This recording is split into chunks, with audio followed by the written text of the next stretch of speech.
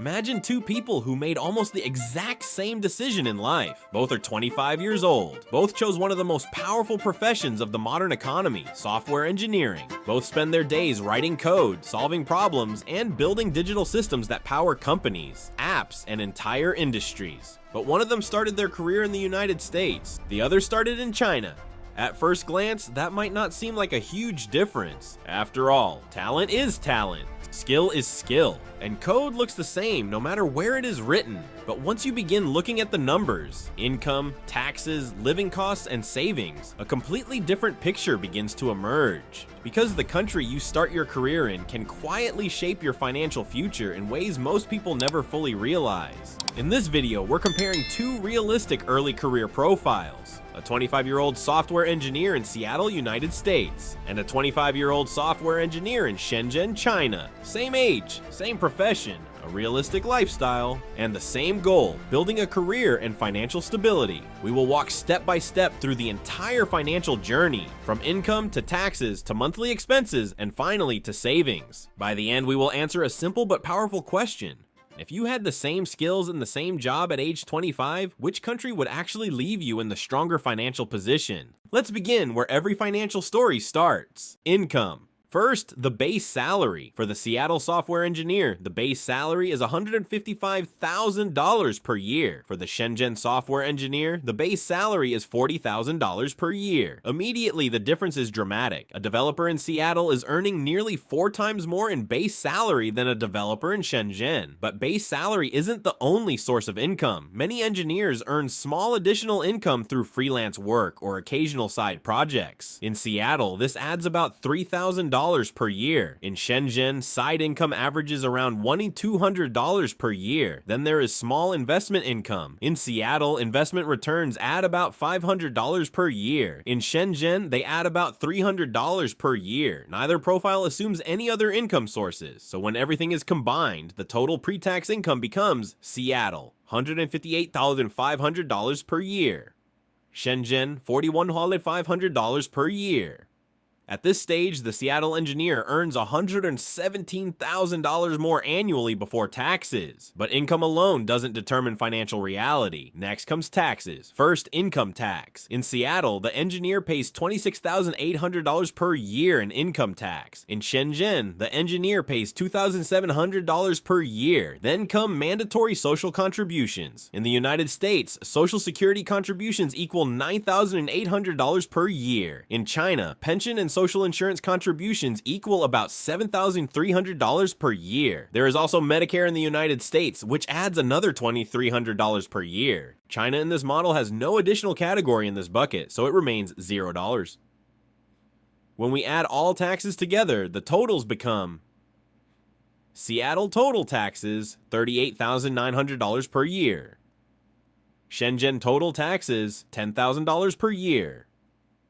So even though the American engineer earns much more, they also lose a much larger amount to taxes. After taxes, the monthly income becomes much clearer. In Seattle, the engineer's monthly net income after taxes is $9,965. In Shenzhen, the engineer's monthly net income after taxes is $2,626. Now we move into the biggest part of everyday financial life, monthly living expenses. First, housing. In Seattle, the total monthly housing cost is $2,311. In Shenzhen, the total housing cost is only $513 per month. This already shows how dramatically housing costs differ. Now, let's break that housing number down. For rent itself, Seattle rent is $1,965 per month. Shenzhen rent is $449 per month. Utilities come next. In Seattle, utilities cost $190 per month. In Shenzhen, utilities cost $43 per month. Internet service follows. In Seattle, home internet costs $83 per month. In Shenzhen, internet costs $12 per month. And finally, mobile phone plans. In Seattle, the mobile plan costs $73 per month. In Shenzhen, the mobile plan costs $8 per month. Altogether, these components create the housing totals we saw earlier. Seattle, $2,311 per month. Shenzhen, $513 per month. Next is food. The total monthly food spending in Seattle is $885. In Shenzhen, the total monthly food cost is $349.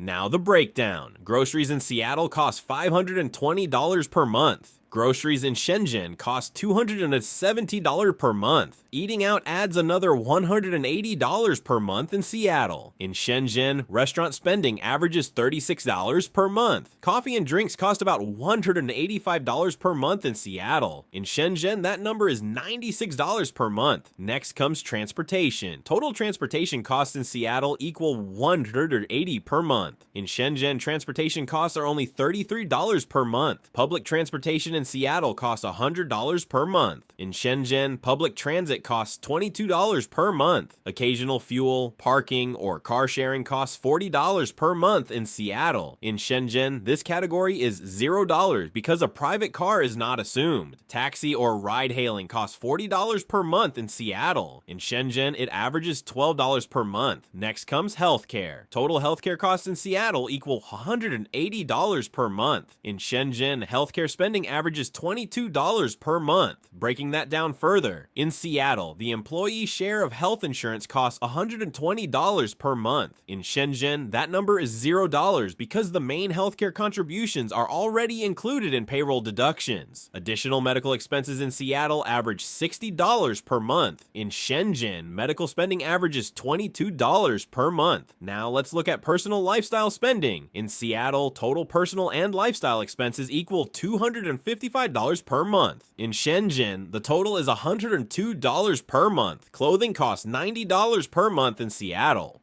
In Shenzhen, clothing costs $26 per month. Personal care costs $45 per month in Seattle. In Shenzhen, personal care costs $17 per month. Haircuts and grooming average $30 per month in Seattle. In Shenzhen, they cost about $9 per month. Gym membership costs $90 per month in Seattle. In Shenzhen, gym membership costs $49 per month. Next is entertainment. In Seattle, total entertainment spending equals $240 per month. In Shenzhen, entertainment costs $75 per month. Leisure activities in Seattle cost $120 per month. In Shenzhen, leisure costs $32 per month. Travel spending in Seattle averages $120 per month. In Shenzhen, travel averages $43 per month. Next are subscriptions and digital services. In Seattle, the total subscription cost is $38 per month. In Shenzhen, subscriptions cost $22 per month. Software subscriptions cost $15 per month in Seattle. In Shenzhen, they cost $10 per month. Cloud services cost $3 per month in Seattle. They also cost $3 per month in Shenzhen. Online memberships such as streaming services cost $20 per month in Seattle. In Shenzhen, memberships cost $7 per month. Other subscriptions are $0 in Seattle and $2 per month in Shenzhen. When we add every category together, the total monthly living expenses become clear. Seattle total monthly expenses, $4,000, and Shenzhen total monthly expenses, $1,160. Now, we move to savings and investments. Emergency fund savings in Seattle equal $500 per month. In Shenzhen, emergency savings equal $270 per month.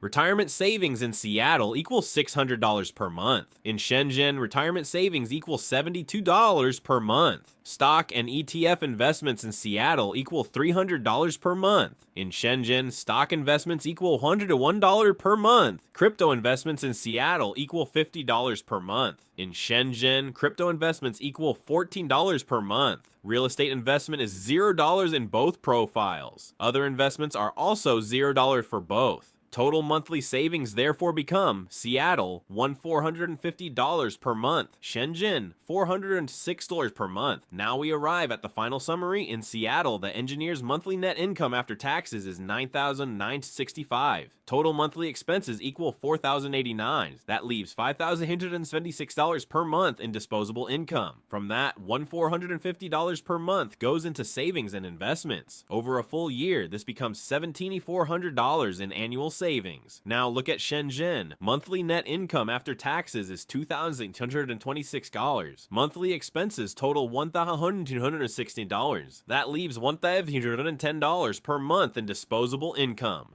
Monthly savings reach $406. Over 1 year, that becomes $4,872 in annual savings. Now step back and look at the full financial picture. Seattle salaries are dramatically higher. Seattle living costs are also dramatically higher. But even after accounting for those higher expenses, the financial gap remains large. Disposable income in Seattle, $5,176 per month. Disposable income in Shenzhen, $1,510 per month. Annual savings in Seattle, $1,400 annual savings in Shenzhen, $4,872, and this difference compounds over time.